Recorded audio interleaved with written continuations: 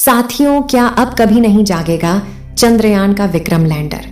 साथियों, जब से चंद्रयान 3 को 4 सितंबर के दिन वैज्ञानिकों ने स्लीप मोड में डाला था, तब से लोगों की दिमाग में यह सवाल उठ रहा है कि क्या अब चंद्रयान 3 कभी नहीं जागेगा?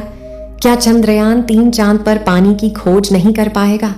क्या चंद्रयान 3 का प्रज्ञान रोवर और विक्रम लैंडर हार मान चुका है? आपकी दिमाग में उठ रहे सभी सवालों के जवाब लेकर आज हम उपस्थित हुए हैं एक नई वीडियो के साथ, और साथ ही इस वीडियो में हम आपको कुछ नया बताने वाले हैं। इसीलिए सभी प्रश्नों के जवाब जानने के लिए वीडियो के अंत तक जरूर बने रहे। दोस्तों, चांद पर चंद्रयान 3 का प्रज्ञान रोवर और विक्रम लैंडर इस समय गहरी नींद में सो रहा है। इसरो के वैज्ञानिकों ने 4 सितंबर के दिन चंद्रयान 3 के विक्रम लैंडर को स्लीप मोड में डाल दिया था, और उसके कुछ घंटे के बाद प्रज्ञान रोवर भी काम करने के बाद विक्रम के बगल में सो गया था, क्योंकि चांद के दक्षिणी ध्रुव पर धूप थोड़ी कम पड़ती है। इसलिए चांद के दक्षिणी ध्रुव की रात काफी ज्यादा खतरनाक और अंधेरे से भरी होती है, और हमारा विक्रम लैंडर प्रज्ञान रोवर के साथ में चांद के इसी जगह पर सो रहा है। और इस समय दोनों इतने ज्यादा अंधेरे में हैं कि अगर कैमरा द्वारा देखा जाए तो दिखाई नहीं दे सकते हैं। इस समय जिस जगह पर विक्रम लैंडर उपस्थित है, उस जगह का तापमान लगभग -250 डिग्री सेल्सियस के करीब पहुंच चुका था। लेकिन अब चांद के दक्षिणी ध्रुव पर सुबह होने वाली है, इसलिए चांद के दक्षिणी ध्रुव का तापमान धीरे धीरे बढ़ने लगा है, यानी कि अनुमान लगाए तो इस समय चांद के दक्षिणी ध्रुव का तापमान लगभग 220 डिग्री सेल्सियस पहुंच चुका होगा। हमारे प्रज्ञान रोवर ने लेजर डिटेक्शन द्वारा चांद की मिट्टी में उपस्थित कुछ तत्वों का पता लगाया था, जिनमें ऑक्सीजन के साथ साथ aluminium, iron, chromium, manganese, silicon, titanium और सल्फर जैसे एलिमेंट उपस्थित है। और विक्रम लैंडर में लगे इंस्ट्रूमेंट के द्वारा सूरज के किरणों की प्लाज्मा रेडिएशन के बारे में भी पता लगाकर हमारे इसरो के वैज्ञानिकों तक जानकारी भेजी गई थी। जैसा कि आपको पता होगा कि चंद्रयान 3 को चांद पर 14 दिनों तक काम करने के लिए भेजा गया था, लेकिन फिर भी हमारे चंद्रयान 3 ने चांद पर केवल 10 दिनों तक ही काम किया था। चंद्रयान 3 ने चांद की सतह पर 23 अगस्त के दिन शाम को करीब 6 बजे लैंडिंग की थी, और चंद्रयान 3 ने चांद के दक्षिणी ध्रुव पर लैंडिंग करके इतिहास के पन्नों में अपना नाम रच दिया था।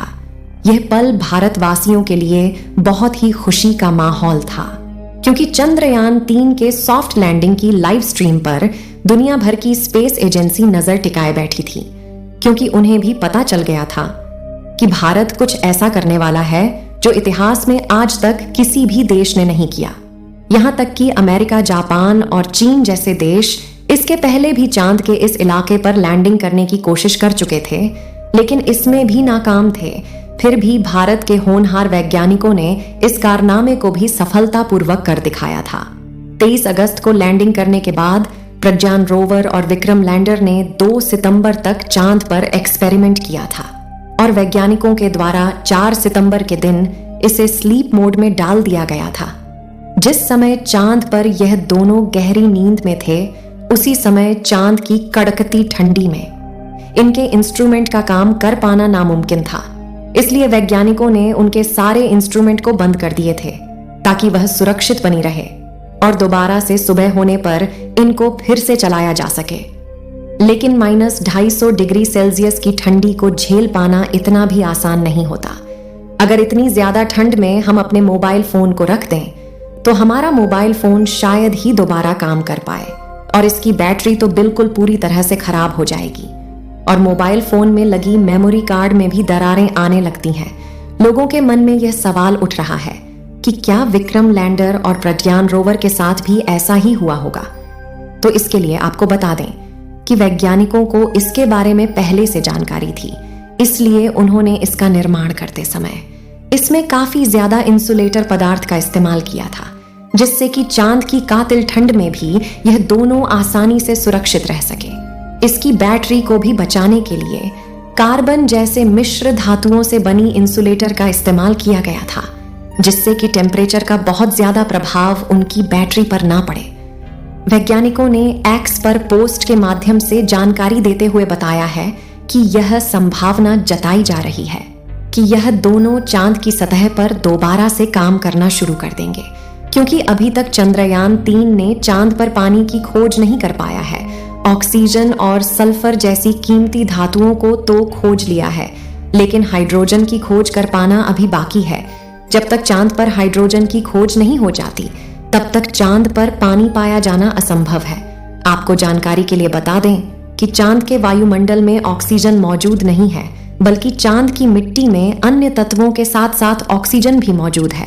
सबसे बड़ी बात यह है कि वैज्ञानिकों ने चंद्रयान के रोवर और विक्रम लैंडर को इस तरह से पार्क किया है कि जैसे ही चांद पर सुबह हो और सूरज की किरण चांद की धरती तक पहुंचे, तो उनके सोलर पैनल्स पर किरण पड़ सके, जिससे कि उनकी बैटरी दोबारा से चार्ज हो जाए और फिर से यह चांद पर रिसर्च करने के लिए दूर दराज के इलाकों में निकल पड़े।